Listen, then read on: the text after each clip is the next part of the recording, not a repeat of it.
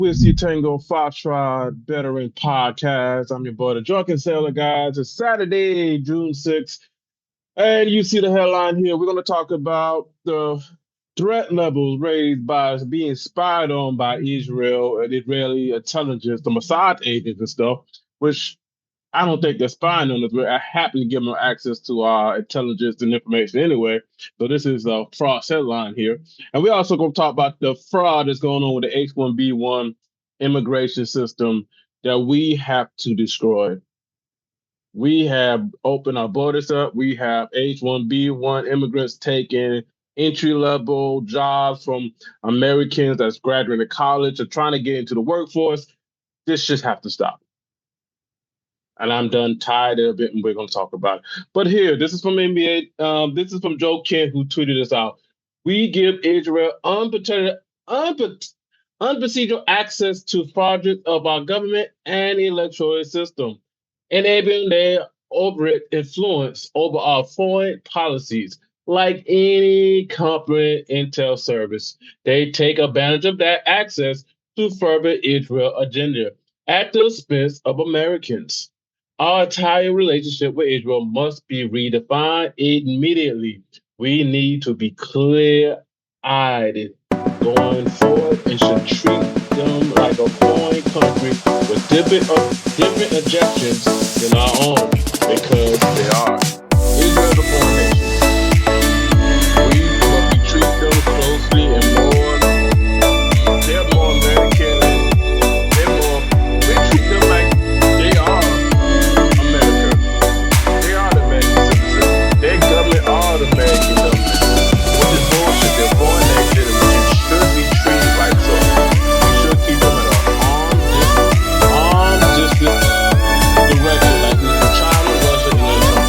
But they are close allies. They are the perfect government. We have to do everything for them. And God chose the people. God chose the man. Which is great bullshit. Pentagon raised threat levels of Israeli spying on U.S. to highest levels, so it should say. The counterintelligence threat levels were raised by the Defense Intelligence Agency, DIA, in recent weeks after growing concern that Israeli espionage has become more aggressive than usual. And this is why the data centers are getting pushed and are going up quickly. Once all these data centers are around the country, the surveillance state, that they're going to have access to, the data they're going to have all of, is going to be unprecedented. This is crazy to even think about. The access Israel and these foreign nations will have on us.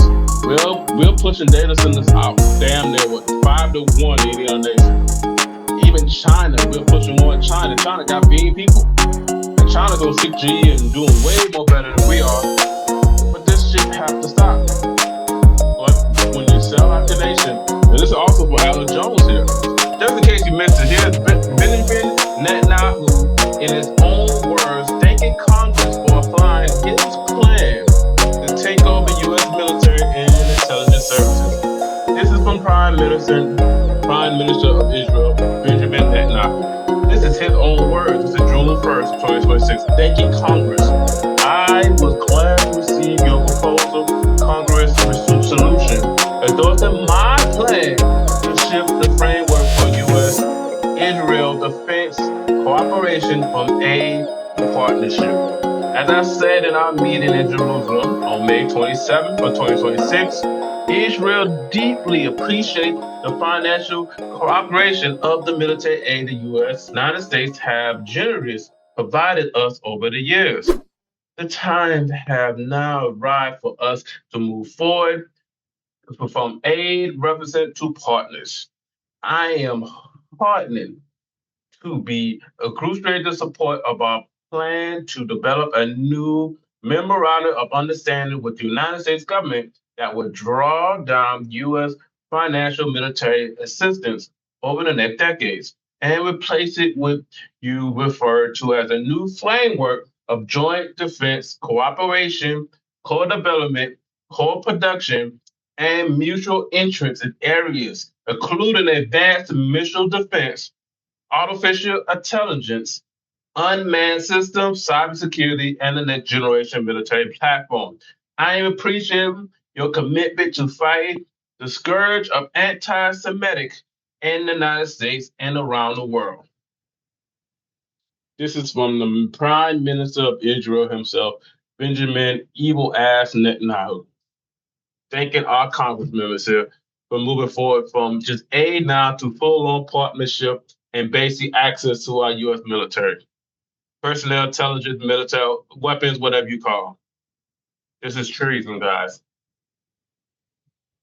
This is 100% treason. But since Israel, our greatest allies, the GOJ and the Donald Trump administration are basically on their knees. When you get blackmailed 100%, this what happens.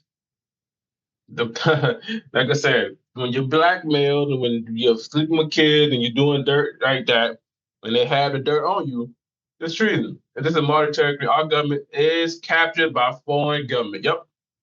Our government is 100% compromised. Israel, China, whatever country would think they work for everybody but the American people at this point. For us to see differently, anybody that think it's a Democrat, Republican, it's all of them. It's all of them. Democrat, Republican, Independent. 95% of our government is compromised by foreign affairs. You can say Israel, you can say China, you can say Qatar, you can say Russia, whatever the case. They're all compromised. APAC, whatever you want to think of, funding their campaign, they are all compromised. They work for everybody but the American people they're supposed to represent when they go to DC. If you still can't see them, you got people still believing DR or red or blue and shit. They are still plugged into the matrix, and there's a reason why we can't have nice things. And we why their obedience to this failed system, the reason why we can't destroy it and start over again. They're delaying their inevitable for some reason. This is straight bullshit. And people should be screaming from trees at this point. But hey, I'm just the middleman. I'm just a nobody, I guess. And I don't know. So that treason there for my own government, Joe Kent, the former deputy director of the National Intelligence. That's another thing. Trump doesn't want intelligence. Tulsi Gabbard's gone. Joe Kent is gone. He's hiring some his coast people. Their intelligence now U.S. intelligence is Israeli. It's Israeli Moss intelligence. Trump does not listen to anybody in the Department of National Intelligence anymore. He doesn't listen to the briefings of the U.S. Anybody, U.S. intelligence. His intelligence briefing comes from Israel, a foreign nation, every day. That's it. Whatever Israeli intelligence says, he's going to do and follow. It's simple as that. And the H-1B1 visa program we got here, God help us, man. The American people should be burning shit down. I told my mother, man, since Reagan was president in the 80s, the American people should have been burning shit and demanding better. At least Clinton, but no, American people, they took it, whatever the case may be. But the H-1B1 program, this fraud is bullshit. It's criminal. But yet, people still not standing up. Let's listen to them. Processed nearly 7 million visa holders since 2015. Over 70% came from India and nearly 12% from China. And when you zoom in on this map you're looking at, you can see where most are being hired. The dark red spots show a high density of H-1B visa holders. And now we're learning more about the fraud within the program. One former official tells Newsweek that up to 90% of applications, 90% from India, contain fraudulent documents or involve unqualified applicants. And finance law enforcement in India claim it has uncovered a network of universities that produce fake degrees which were possibly used to obtain these high-skilled H-1B visas, including one school which allegedly stole over 36,000 fake degrees, sold, I should say. It cost as little as $1,400 for one of those. And while these are supposed to be high-skilled employees, during almost all of Biden's time in office, 83% got junior or entry-level positions. And now Texas is taking action, cracking down on those abusing the program. Attorney General Ken Paxton announcing he is suing a Texas-based company owned by Chinese nationals, accusing them of running a fake child care business to allow people to fraudulently obtain H-1B visas. He's also taking action against 30 North Texas businesses suspected of H-1B fraud.